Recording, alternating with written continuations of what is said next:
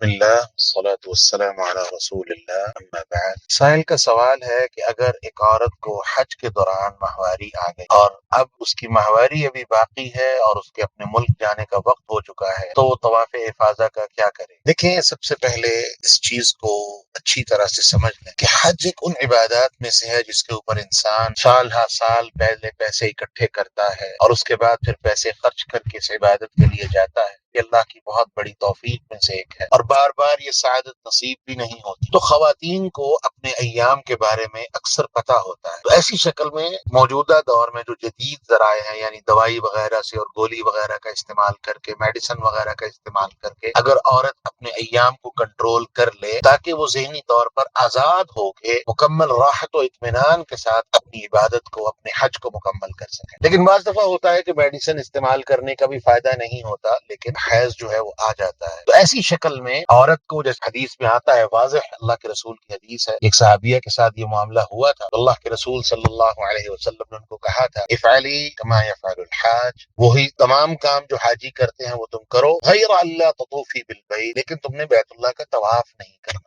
اب سوال یہاں پہ بڑا واضح ہے کہ اب اس کا طواف افاضہ جو حج کا رکن ہے، جس کے بغیر حج پورا ہی نہیں ہوتا، اب اس کے ملک کو واپس جانے کا وقت بھی ہے۔ تو ایسی شکل میں یہ عورت جو ہے، اس کو علماء نے فتویٰ دیا ہے، سعودی علماء، شیخ بن باز اور اس طرح سے جو کبار علماء ہیں، انہوں نے فتویٰ دیا ہے کہ یہ عورت غسل کرے، غسل کرنے کے بعد اچھی طرح سے اپنے جو ماہواری کے معاملات ہیں ان کو اچھی طرح سے کور کر لے تاکہ خون کا کوئی حصہ اس کے کپڑوں تک نہ پہنچ پائے، اور جا کے بیت اللہ کا طواف کرے۔ اور یاد رہے کہ بیت اللہ کا طواف کرنے کے فوراً بعد وہاں رکنا نہیں، دعا کے لیے یا کسی اور مقصد کے لیے نہیں، رکنا نہیں، بیت اللہ کا طواف کرنے کے فوراً بعد وہ وہاں سے نکل جائے، کیونکہ بیت اللہ کا طواف کرنے کے بعد اگر وہ وہاں رکی تو وہ گناہگار ہو، کیونکہ جو عمل وہ طواف کی شکل میں کر رہی ہے وہ مجبوری ہے اس کی، اور شریعت نے مجبوری کے اندر بہت سے رستے دیے، تو وہ اپنی مجبوری کو مکمل کرے اور فوراً بیت اللہ سے نکل جائے، وہاں ٹھہرے نہیں۔ اگر وہ ٹھہرے گی تو وہ گناہگار ہوگی۔ بس اس کے لیے یہی ایک حل ہے اور یہی ایک طریقہ موجود ہے، اس کے علاوہ کوئی دوسرا رستہ اس کے پاس نہیں، وگرنہ اس کا پورا سفر بیکار ہو جائے گا۔ تو اسی لیے علماء نے اس کو رخصت دی ہے، فتویٰ دیا ہے کہ وہ حج کرے، بیت اللہ کا طواف اس کا باقی ہے اور وہ ایام کی حالت میں ہے، تو اپنے آپ کو غسل کر کے اچھی طرح پیک کر لے تاکہ اس کے کوئی خون کا کوئی اثر کسی طرح سے بھی اس کے کپڑوں تک نہ پہنچنے پائے، بیت اللہ کا طواف کرے اور طواف کرتے ہی فوراً وہاں سے نکل جائے۔ کسی بھی دوسرے کام کے لیے، دعا کرنے کے لیے، پانی پینے کے لیے، کسی کا انتظار کرنے کے لیے وہ بیت اللہ میں نہ رکے، وہ باہر جا کے انتظار کرے تاکہ وہ اللہ کے ہاں گناہگار نہ ہو سکے۔